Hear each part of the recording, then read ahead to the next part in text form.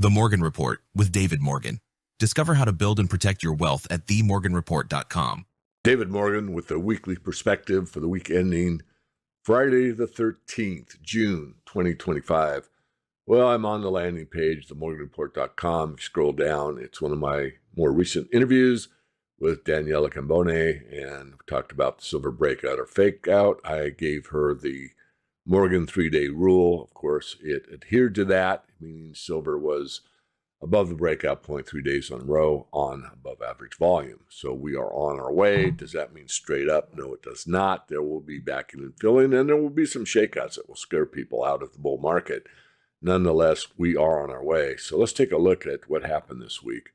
So if we look at the gold market last week, you can see that it was really up and down, but overall up. As you can tell, the trend is very, very clear.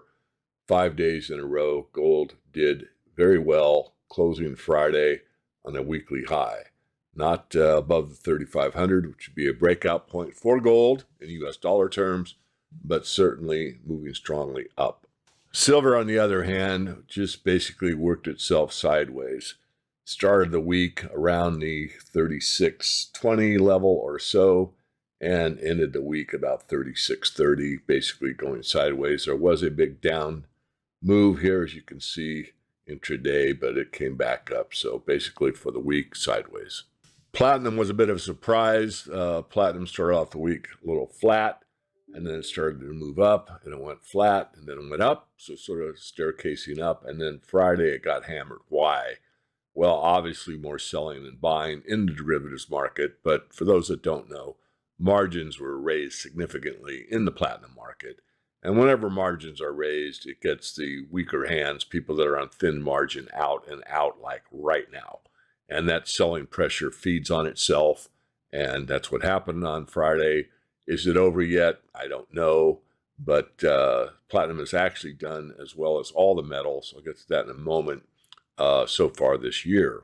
And not to leave palladium out, basically it started pretty much the opposite of gold. It was down over the last 5 days pretty steadily, went sideways for a little bit and then down, but the trend line you can see is pretty much from upper left to lower right downward.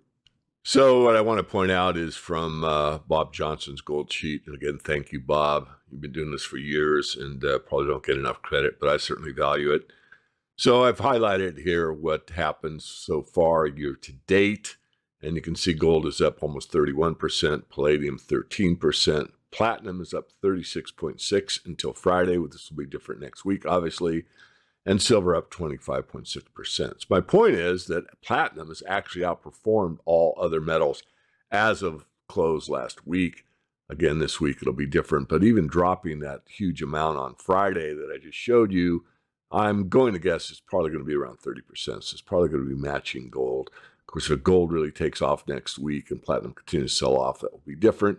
But nonetheless, I just wanted to point out the one fact that platinum has actually outperformed all four precious metals up until recently. All right, so let's talk about the commitment of traders a little bit. This is the COT report from June 10th, as you can see here. This is gold, the big contract. You can see the open interest is at 417,000. You can see the non-commercial positions are mostly long, 245,000. You can say 246, rounding it up slightly. Short, 58,000 contracts, spreads here. Commercials, long, 68,000. Short, 291,000. So obviously the commercials are massively net short. And I'm going to show you now what that looks like in visual form. All right, so here we are in visual form. You can see the open interest, 417,000 is here, which is actually off quite a bit from where it was back here. And now we can see, of course, for every long there's a short. We all know that. So here we are in the commercials net short position, and the other side basically net long position. So they balance out. So certainly we are not at the peak, but we're seeing overall what's happening here in the gold market. Continues to go up, but this massive short position is some concern. At least it is for me. I've been watching this for not as long as Ted Butler, I will admit that, but I connect with Ted very, very early on, and he taught me a lot about the COT, and I do look at it fairly often. So there's that. All right, we'll take a quick look at the silver market. Again, the June 10th, as you can see, open interest in silver, far smaller than gold, 174,000.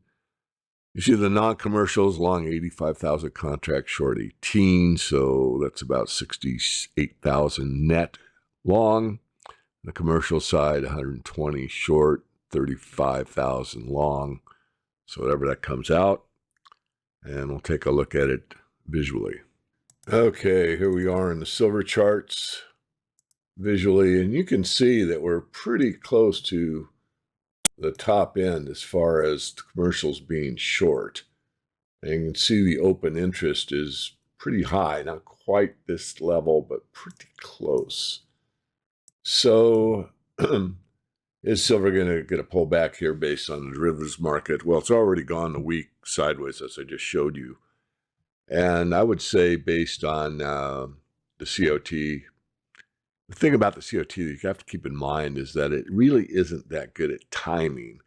It's more of a barometer than a thermometer. In other words, as you start to see the open interest jump up, you're not necessarily going to see an instant price change.